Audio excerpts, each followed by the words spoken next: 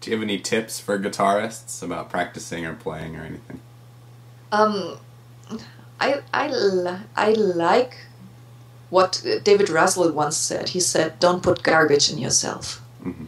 And he was meaning, if you practice, repeat the right thing and not just mess around. Mm-hmm.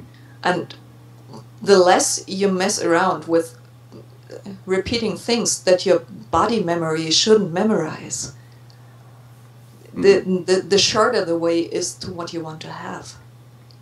And so imagine, really imagine that you just repeat the perfect thing. What could happen to you? Nobody of us is able to do that, of course, because we always have moments where we, oops, sorry, my computer is talking. No, you always have moments when you don't really focus 100%. Mm-hmm. But the closer you get to say, right now I'm just playing for fun, right now I'm really working on a technical skill. It's more working like, I like a lot to watch sports and TV. Right. When you think of a person who wants to become a super high-class sportsman, he knows when he's in training and when he's in a match. And this is also when you practice guitar. When you practice guitar, you do some moments of scales, like you do some running, some stretching, whatever, as a sportsman. Then you do the work on the pieces. And then in the end, you give yourself some really moments of music. I think the worst danger in practicing is always when you switch from work to fun without realizing it. When you think you started to play a piece just to work on it, and suddenly you realize, oh, I just was enjoying it, and I lost conscious that I wanted really to work on it. And this is the matter of, the more you focus on that, the less work you need to become a good guitarist. And I think that's really important, always to know what you're doing. Of course, you can say, okay, I want to sit down for 2 hours and just shred. Yeah. But then it's okay, but then you shouldn't call that practicing. Yeah. But when you practice, okay, I don't know if I know the right words. I always say the best qualities you have to be jealous, and you have to be lazy. You have to be jealous to see in somebody else what you want to learn, mm-hmm. and lazy to take the shortest way to learn it. I talk quite a bit about that in my articles and stuff like that, you know. There's always this kind of idea where people think that playing a music instrument is really hard work, you know, and it really shouldn't be. It should be fun, it should be good for the body, it should never hurt, it should be relaxing, it should be fun, and jealous and lazy. So I always, when I sit in a concert and I hear somebody who's able to do something, oh, I want to do that. Yeah.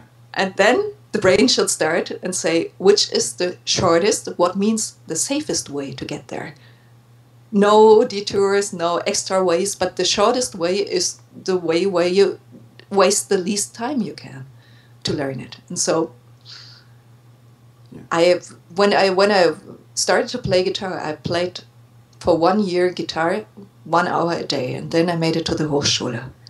I think I already thought it was not bad starting late, because I knew I should not waste time, mm-hmm. and just focus on what I need to learn. And I think this is the most important thing you can learn. Yeah. All right. You're pretty active on Twitter and other yes. social media. So I'd wondered how social media has affected you as a classical musician. I think it's wonderful to have these medias. It's very dangerous, because when you practice at home and you do a practicing break every 45 minutes, you go to the computer and suddenly you're in a conversation on Twitter. Yeah. It's dangerous for discipline. But it's so wonderful to be in contact with all the musicians around the world.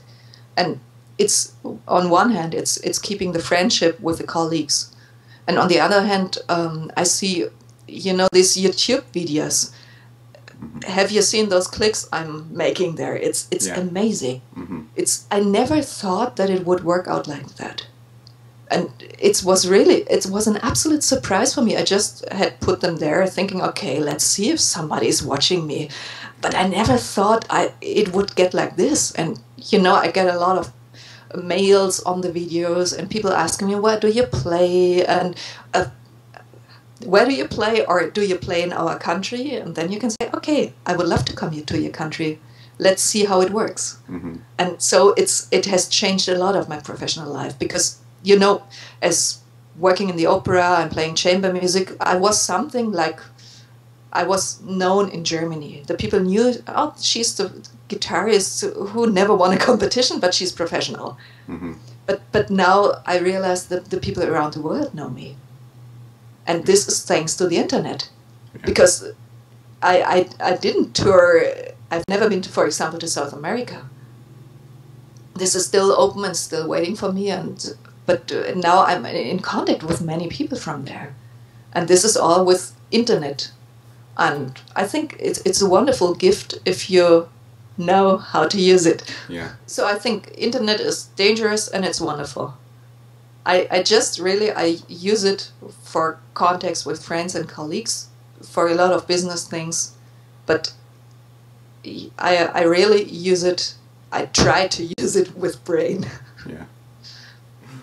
Awesome. And not to waste all the time, because you can get quite an addict to it. Mm-hmm. And always think, oh, I have to check what's written new. And when you see all the discussions in the guitar forums, some of them, I read them, but I don't post in every forum where I am.